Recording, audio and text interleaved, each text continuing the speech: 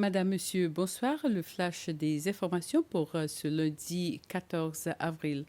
Un groupe de représentants issus de plusieurs entités du gouvernement, de la société civile et certains du secteur privé se sont réunis afin de discuter sur un plan d'action autour d'un partenariat pour un gouvernement ouvert. Le partenariat pour un gouvernement ouvert est une plateforme qui entretient la collaboration entre la société civile, le gouvernement et le secteur privé en vue de faire des réformes nécessaires dans un pays et qui incluant tous les citoyens dans la prise des décisions. Le plan actuel expire en décembre. Ainsi, ses représentants sont en train d'élaborer un autre plan pour les 2 prochaines années.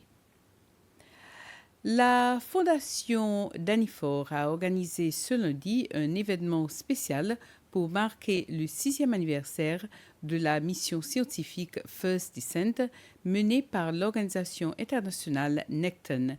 Cette mission historique avait pour objectif l'exploration des profondeurs de l'océan Indien, notamment autour des Seychelles, afin de mieux comprendre les écosystèmes marins peu connus et promouvoir leur conservation.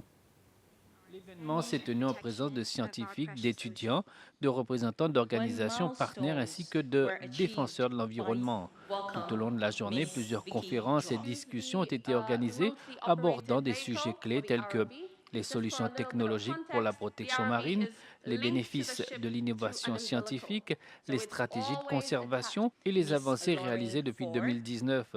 Cette plateforme de dialogue et de partage d'expertise illustre l'engagement de la Fondation Danifor à promouvoir l'éducation, la recherche et la sensibilisation autour des enjeux océaniques.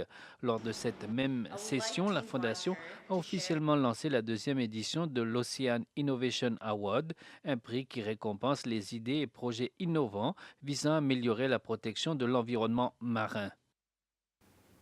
Le comité chagossien des Seychelles a récemment organisé une rencontre avec les membres de la communauté chagossienne vivant dans le pays.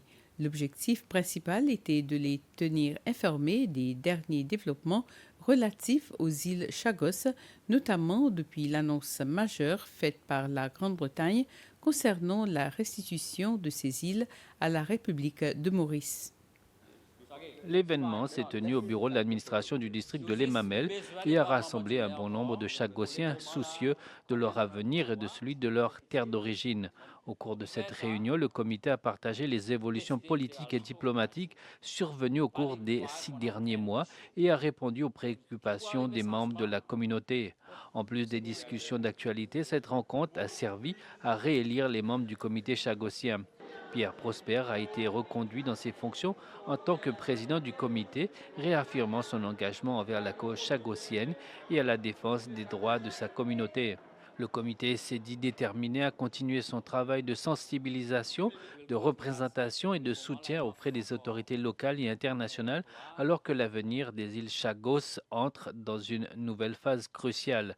Les négociations entre le Royaume-Uni et la République de Maurice concernant la souveraineté des îles Chagos ont connu une avancée importante en 2022 lorsque la Grande-Bretagne a officiellement reconnu qu'elle était prête à engager des discussions pour transférer l'archipel sous souveraineté mauricienne.